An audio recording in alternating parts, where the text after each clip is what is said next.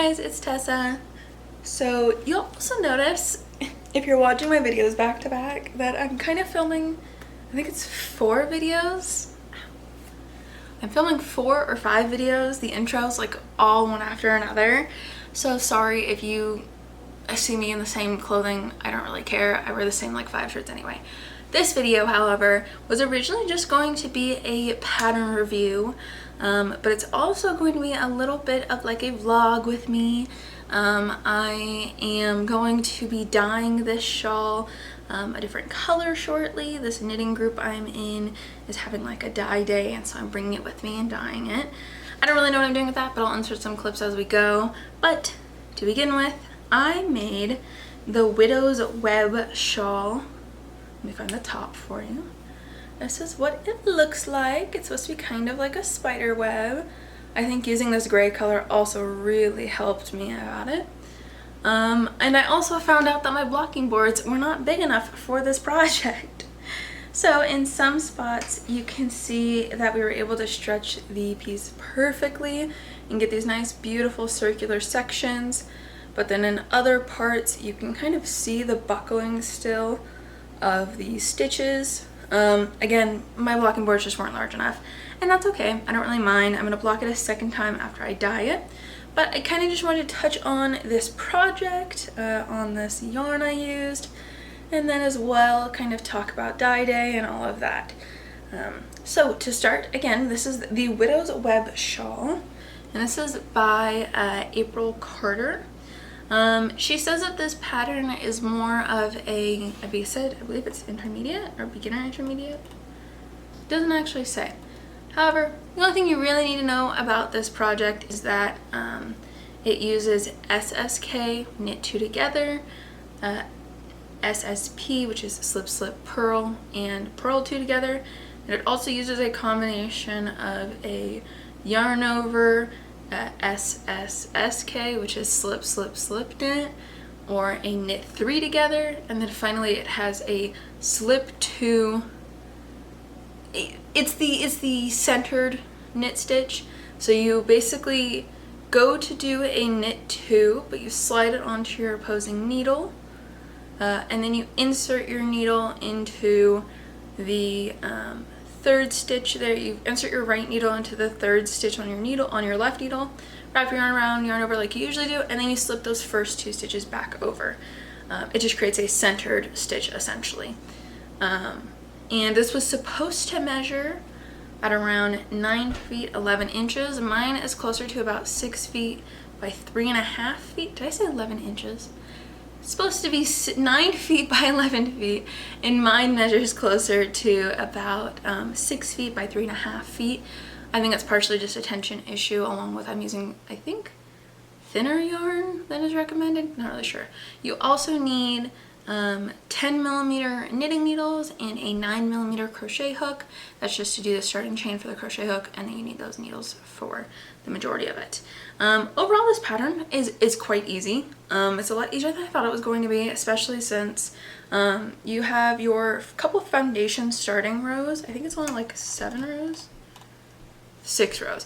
You have 6 starting rows just to set up the pattern, and then you do a repeat of 4 rows until you have 14 stitches left on your needles. I think you start at like 116 or something like that, so it takes a minute, but once you get down to 14 you continue repeating the pattern until all you'll have is 1 eyelet stitch left, and then you're done. I had to block this kind of aggressively as well, which is a new thing for me. Like I mentioned, my blocking boards are not big enough to really fully block this out, but I don't really mind. I like the way the blocking looks. You can see kind of where my boards were pinned to pull the eyelets a bit, but otherwise I think it really turned out nice. I'm planning to dye it, I think, shades of like green or shades of like dark orange. I'm going for like swamp witch, bog witch kind of vibe. I don't know why, that's just what I'm feeling. But yeah, let me know what you think of it, and let's get a dye day.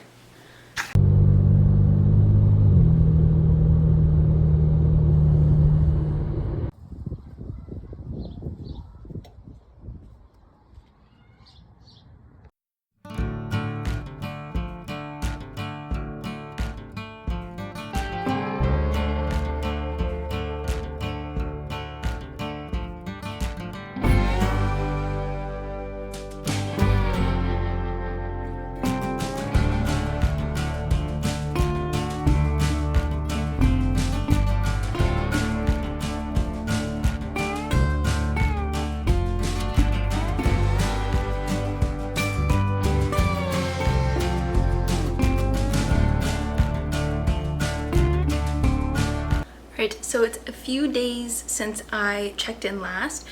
Dye day went. It was really fun. I had a great time.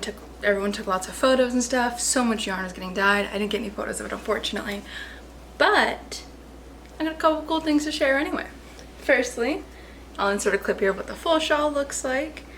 But it turned out so good.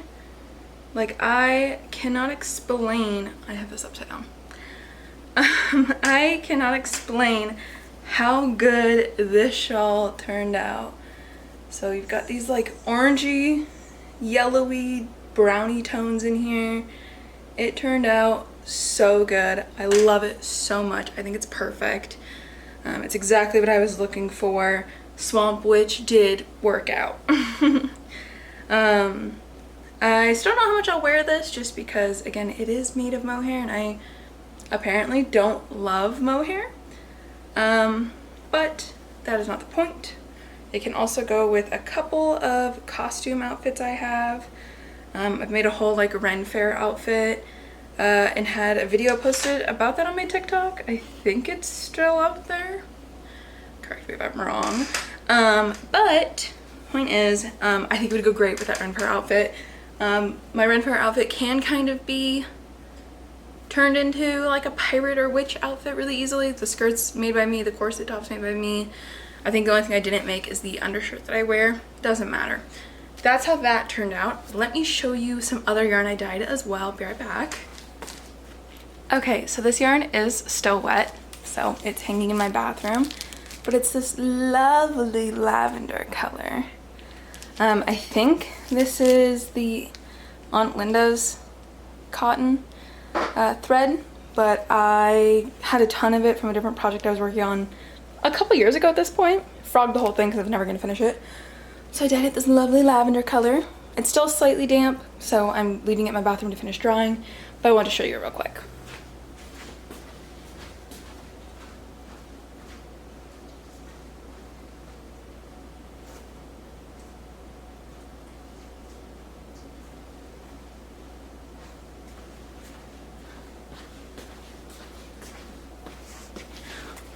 So also at dye day, we did kind of like a yarn swap. I did not bring any yarn because I don't have enough fancy yarn, or I don't have a lot of fancy yarn that I'm never going to use. Plus I was a little nervous. I wasn't sure what was supposed to be expected. So I didn't end up bringing any yarn for the yarn swap. However, people who did really didn't want their yarn to go home with them. So I took some home with me. The part that makes this even funnier, I just did a giant order of fancy yarn from Lind Hobby. If you want to see a video on that, I can do it. It's like 9 different projects worth of yarn. So I went a little crazy there, and then went and brought more yarn home. But my top 3 favorites of the yarn I brought home more than this, but these are my top 3 of cuties. So I brought home 2 things of Cascade 220. I have 2 skeins of both of these. This is in the Wave, Retro Wave I think is what it's called. And this is your basic Cascade 220. This is like a dark blue shade. I think it's coming up more black on camera, but it's dark blue. And then this one I'm the most excited about because I've never worked with any material like this before. It's a silk, cotton, and viscose blend. It's 656 yards. And the brand is Concept by Katia. And I think it's just a really cute colorway. I think I'm going to make a top out of it. I don't know. It's currently just going to be in my collection. And whenever I get the courage to actually use it, I will. But that is that. Going on to my final thoughts, feelings, and opinions regarding the Widow's Web shawl. I really enjoyed this pattern because you start at the widest point and go down to the smallest point. Each row is slightly faster and faster, and that continues obviously until you get to the end. So I think it's a really nice project for somebody like me who sometimes gets lost in the sauce a bit about how long something's taking to make.